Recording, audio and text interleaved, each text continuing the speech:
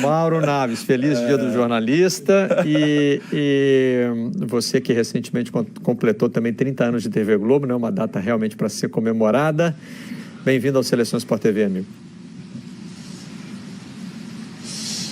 Abraço, Marcelo, abraço a todos que estão aí. Parabéns 3 vezes para você, né? Você é da imprensa, você é jornalista e você já foi repórter, né? Você falou que tem 3 comemorações. Isso. Então vai as 3 aí para você. Olha só, chove muito por aqui na Zona Leste.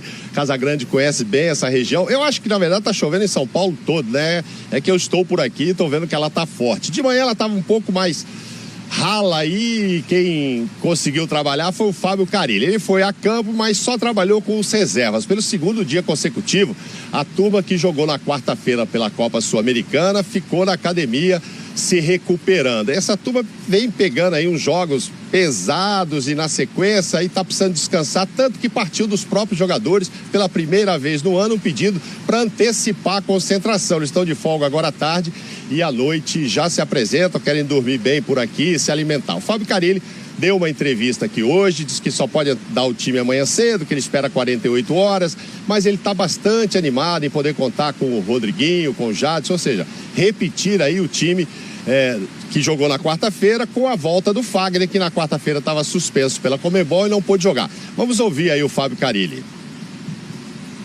Vai ser uma retomada sim, acredito muito, dos jogadores de muita qualidade que já fizeram bons jogos aqui. E a gente trabalhando em conjunto, passando confiança para eles, para quando eles tiverem oportunidade, fazer o melhor para nós. Precisamos melhorar nessas equipes que vêm fechada, para a gente ter um melhor passe, ter a melhor triangulação. A gente analisou o jogo de Ribeirão Preto, foram muitos passes simples que nós erramos e com isso fez com que o adversário fosse melhor em uma parte do jogo, mas é a nossa busca. Equipe grande tem que propor jogo, tem que ser assim, porque a maioria das equipes vem fechado. E a gente tem que melhorar, estamos trabalhando para melhorar isso. Não vem para tentar ir para os pênaltis, não. Vem para tentar jogar em cima do nosso erro e tentar ganhar o jogo nos 90 minutos, pode ter certeza. É assim que o Botafogo trabalha. Franças, jogador de velocidade, equipe que faz muita ligação direta, a gente tem que estar muito atento, mas pode ter certeza que ele está pensando muito mais do que levar para os pênaltis. Estando em condições de jogo, eles vão para o jogo. Não vou poupar ninguém, a não ser que o departamento médico chegue e fale, é perigoso para a quarta, para a sequência do mês, que é um mês pesado, senão vão estar todos à disposição e ir para campo. Do jeito que o Rodriguinho apresentou hoje, as chances são enormes dele para o jogo no domingo. Pois é, indo por partes aí, Marcelo, a primeira resposta era sobre um assunto que eu acho que vocês estavam conversando aí, o aproveitamento daqueles que vieram aí para serem os salvadores da pátria e não estão conseguindo. Ele estava falando aí do aproveitamento do Guilherme, Giovanni Augusto e Marquinhos Gabriel. Jogadores que já estão praticamente recuperados, principalmente Giovanni Augusto e Marquinhos Gabriel. Acho que inclusive eles serão relacionados. Não saiu a lista ainda para o jogo desse domingo. O Guilherme talvez não, mas no momento são todos reservas. O Fábio disse aqui com todas as letras que o time titular do momento é o que jogou na quarta-feira, colocando ali o Fagner no lugar do Léo Príncipe, já que o Fagner estava suspenso. Então, esses outros vão ter que brigar por vagas. Parece, inclusive, que o Cleiton está na frente desses para procurar um buraco aí no time para se encaixar. E depois ele foi perguntado se acha que o Botafogo vai vir aqui para tentar o 0-0 e ir para os pênaltis e tal. E aí foi que ele disse que não, que acha que o Botafogo vem para jogar e tentar ganhar também aqui. Vamos ver o que vai acontecer. O que se sabe assim, são 2 times bem montados defensivamente, né? O Corinthians teve a 2ª melhor defesa da primeira fase aqui do campeonato, perdendo só para o Palmeiras, e o Botafogo a 3ª melhor. Então, talvez por isso que tenha saído 0-0 lá no primeiro jogo em Ribeirão, apesar de que o Fábio achou que lá a grama estava alta, não molharam a grama, e aí a bola não correu com muita rapidez e acabou prejudicando, além de errar passes curtos, como ele falou, mas acabou prejudicando o tipo de jogo que o Corinthians gosta de fazer, Marcelo. Valeu, Maurão. Você estava me chamando a atenção aí para uma coisa que eu acho interessante para a gente debater aqui. Talvez não, acho que é mesmo. A primeira vez que a gente vê o Corinthians precisando do gol. Na gestão Carilli, até agora, mas o Corinthians já fez mata-mata de Copa do Brasil, jogou fora. Mas com times contra. O Botafogo é um time da Caldense 1-0. Ganhou 2 lá na Luverdense. Mas se não fizesse gol na Caldense também passava, não era isso? O empate não era do visitante naquela Não, empate. Na primeira fase era. Empate você ganhava. Você era. Então, o Corinthians não precisava fazer gol na Caldeira. Precisava vencer, exatamente. Não fez gol no Brusque. E passou. E teve que ir para os pênaltis. Né? O Corinthians até agora ainda não jogou. Bom, se bem que pode até não fazer gol no Botafogo e passar também. Eu acho que esse jogo da Sul-Americana já me mostrou um Corinthians, principalmente no segundo tempo, isso que eu ia falar. Eu acho que em especial no segundo tempo já me mostrou. Eu também acho que o Corinthians muda. Grande teste. O Corinthians muda agora, depois do segundo tempo de quarta-feira. Eles não sabiam que eles podiam fazer aquilo, na minha opinião, é o que me parece. O Carille tinha um esquema de jogo definido, retrancado, tal, fechado. E na quarta-feira, no segundo tempo, de repente, se revelou coisas diferentes até Boas ele. substituições, até ele. Ele mexeu todas as vezes pra frente. Mesmo ganhando por 1-0, 2-0, ele colocava o time pra frente. Ele colocou o Pedrinho, ele colocou o Cleiton, já ganhando o jogo. E assim, o que eu percebi na hora é que ele queria fazer o terceiro e o quarto. Ele queria matar o jogo ali. E a situação vai ser praticamente a mesma com o Botafogo no domingo, né? Você vai jogar o jogo, se você fizer um gol, se você fizer o segundo, vai ser difícil o Botafogo recuperar. Então eu acho que depois do segundo tempo que o Corinthians fez, o Carille tem uma outra visão do time que ele tem na mão. Ele tem um time titular e as substituições que ele já sabe que ele pode tornar o time, e quer dizer, e por isso que aí vem do que o Mauro falou. Aí o Giovanni Augusto, o Guilherme, esses caras estão ficando para trás. E aí, atrás do Cleiton. Estão ficando para trás. O que o Mauro 5 minutos de Cleiton já... Exatamente, o Mauro falou que o Cleiton está na frente dos caras. E aí é o seguinte, o treinador vê quem está afim. Lógico. Então o Cleiton, apesar que o Cleiton chegou agora, tal, tudo bem, mas ele está afim. E os outros não estão demonstrando estar afim. O Guilherme não está afim há muito tempo.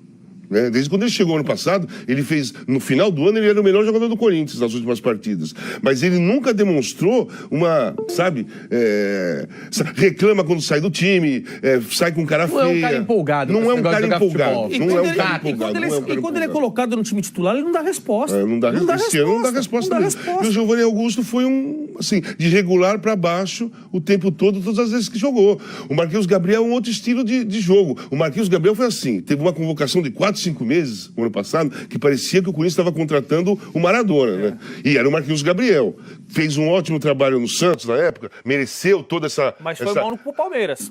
E foi mal no Palmeiras. Ele é um ponta, ou um cara que joga aberto, que vai pra cima, e muitas vezes a jogada dá certo, e outras tantas não dá. Não é um cara que vai te resolver o jogo, ou que com o Marquinhos Gabriel no time, é certeza que grandes chances de gols vão sair. Não é. Depende muito do cara estar afim de jogar ou não. São jogadores médios. O Corinthians também no ano passado viveu o seguinte problema. O craque chegar para resolver, Casão, já é complicado. Porque o cara fica com aquela pressão, fica com aquele peso e tal.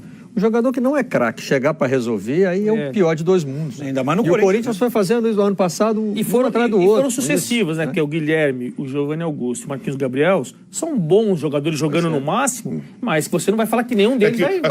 Não é defesa de nada, mas o Corinthians perdeu um pacote no final e no começo do ano passado, muito difícil. Mas a troca foi difícil, né? Você arriscou demais na troca. Os que você perdeu, para você chegar. Então, mas aí, não, o que eu estou falando é o seguinte, você teve que contratar 4, 5 caras de uma vez, que você perdeu 4, 5, 6 titulares de caras que tinham jogado muito no ano anterior, né? E era o Tite ainda, gente. Foi o Tite. Todos esses jogadores aí vieram com o Tite, o aval do Tite. Ele pensava uma coisa e os jogadores não responderam para ele.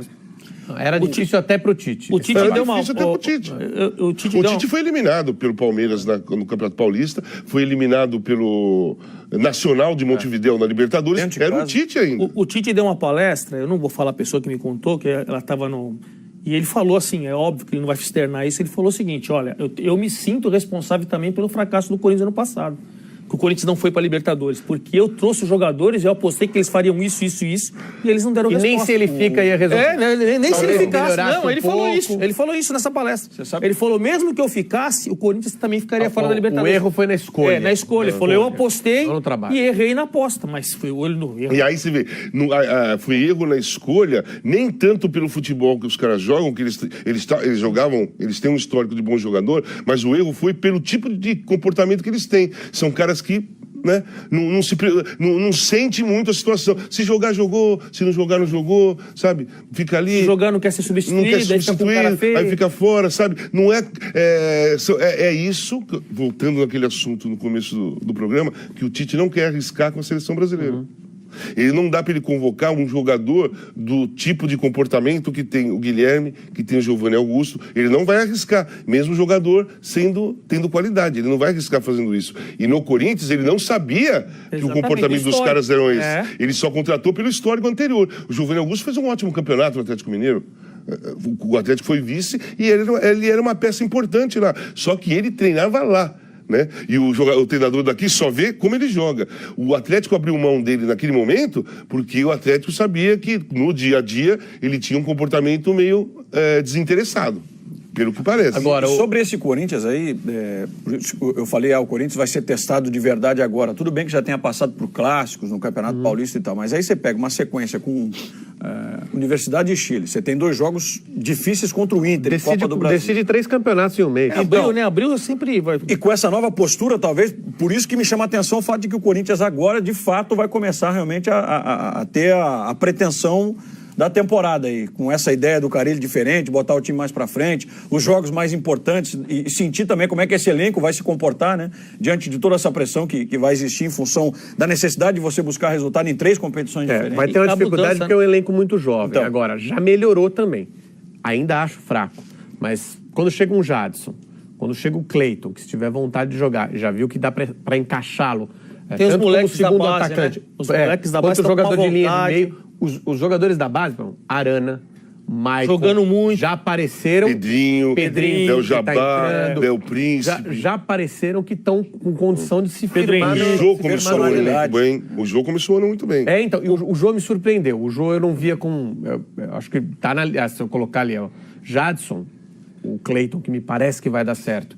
E o jogo que não me parecia, mas tá acrescentando, um jogador que tem feito gol nos clássicos. Ele já ganha bagagem aí pra ir mais ou menos contra o Botafogo. E ele tá jogando bem, o comportamento do Ju é outro. Ele já deu várias entrevistas assumindo erros do passado de comportamento. E ele não se esconde do jogo. Não, joga. De jeito nenhum. Assim, como a mudança, eu não assim, nada de religião, mas a mudança que ele fez de cabeça pra religiosidade dele fez bem pelo comportamento dele antigo. Ele bebia, ele saía à noite, ele preferia essas coisas. Isso não sou eu que tô falando, são palavras dele em várias entrevistas. E hoje, pela mudança de escolha religiosa dele, ele não faz mais isso. Independentemente de religião, você dorme cedo, não bebe, e você treina, acabou. Às vezes é religião, você vai jogar bem. Às vezes é o casamento, às vezes é a namorada, às vezes é o pai, a mãe. No caso do Jô, foi a religião que fez com que ele mudasse de comportamento. Beleza, ótimo. Fez bem, ótimo. É como você falou, pode ser um casamento, pode ser uma religião, pode ser a consciência do atleta. Do cara. Se o jogador profissional que faça com que ele mude de comportamento que não serve para um cara que trabalha com o físico, que é o caso dele, e o resultado é nítido. Ele pode jogar bem ou mal, mas disposto ele tá, ele não se esconde do jogo, vai pra cima, disputa o jogo todo. A gente falou do Diego Souza, o Corinthians para armar o time, às vezes até, ele faz até uma outra função. Eu fiz um jogo contra o Mirassol. Um pouco isolado. Não, tudo bem. Aí quando ele tá jogando, eu fiz um jogo com o Mirassol, que ele voltou e o Casim ficou lá e ele ficou colocando bola. O Corinthians ganhou do Mirassol. O Mirassol não tava invicto lá, o único time invicto. Ganhou lá e ele que estava armando o time. Com essa ele melhora, mudou a função dele em campo. Com essa melhora, com essas peças que acrescentaram bastante, que também podem acrescentar, com o crescimento dos jogadores da base, eu já consigo ver o elenco do Corinthians disputando ali o 12º, 10º lugar. Eu acho que, assim, até uma vez eu discordei do Casão, o Casão não estava presente aqui, o Casão falou que estava preocupado com relação ao rebaixamento no Brasileiro. Eu até falei, não, rebaixamento com o elenco, com a molecada que vem subindo, né? Não tinha o Cleiton ainda, com a molecada que vem subindo aí, com os caras que estão com vontade, eu acho que o Carille vai dar um jeito nisso aí. Porque, assim, rebaixamento, eu nunca achei, sincero, honestamente, e não acho ainda. Acho pelo contrário. Você já vê um avanço do Botafogo, partida medonha, uma das piores partidas do ano. Pior partida do ano. O Botafogo com o segundo tempo do jogo da Sul-Americana. Uma das piores partidas do futebol. Exatamente. Aquela coisa medonha mesmo. Aí você vê um segundo tempo com substituições arrojadas, um time bom. O Corinthians não, que nem o São Paulo, joga com um time de bairro.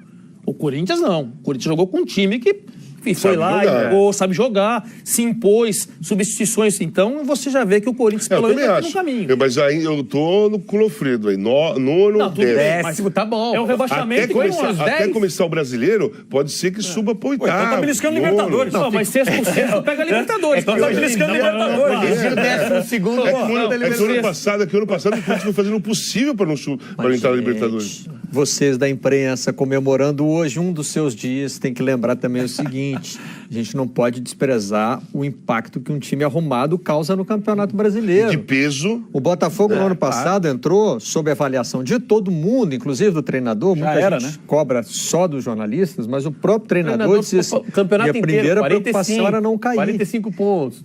O time se arrumou durante a competição, o time estava organizado, teve alguns acréscimos importantes, como o Camilo, por exemplo, chegou no meio do campeonato, e pela organização chegou em Deu liga. quinto Não, uma lugar e coisa foi para assim, Libertadores. organizado o Corinthians vai chegar, porque o Carille está sendo avaliado como treinador, mas uma coisa é clara, ele organiza o time dele é organizado. A segunda coisa é que ele era muito defensivo, na minha opinião, até quarta-feira. O que me desagradava é que, além de muito defensivo, o Corinthians tornava o jogo feio. Era o modo do Corinthians fazer, ficava o jogo feio e o adversário jogava mal também.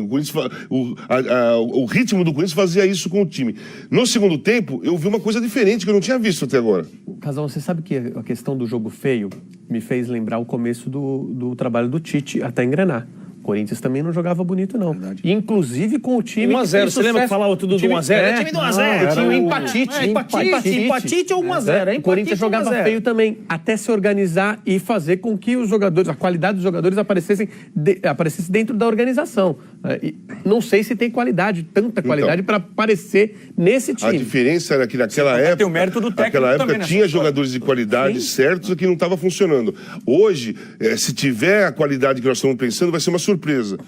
Né? Vai ser surpreendente, porque são jogadores, os mais jovens, a gente não sabe até aonde eles podem chegar. Pedrinho, Léo Jabá, Léo Príncipe, Acho que principalmente o pessoal da parte da frente. Mas você vê o Arana, por exemplo. Arana e Maicon, Então, pra mim, já esses jogadores, a tendência é eles melhorarem, né? Porque são jovens. Então a coisa pode modificar. Mas eu não vejo o Corinthians, por exemplo, batendo de frente com o Palmeiras. Batendo de frente com o Atlético, com o Flamengo. Com o Santos mesmo. Eu não vejo nesse momento. Aí vamos falar, ganhou do Palmeiras e ganhou do Santos. Ganhou. Gente, ganhou. Beleza. Mas é inegável que o time do Palmeiras, o time é muito melhor e o elenco nem se discute, né? O elenco do Palmeiras nem se discute. E sem contar que o campeonato é longo, campeonato difícil. Tem que entender como é que essa molecada vai enfrentar também o desafio de jogar um campeonato brasileiro com a exigência que é. E tem time, eu não sei o Corinthians agora de cabeça, não lembro, mas tem time que já tem 20 jogos na temporada. Tem a questão do desgaste também, de você rodar elenco. O Corinthians deve ter. Então, tá mais ou menos todo mundo na média, né? Então já tem 20, assim, eu quero ver uma coisa que eu falei já em alguns programas, que aí debateram com o argumento do seguinte: o Corinthians vai fazer vários jogos difíceis agora, né?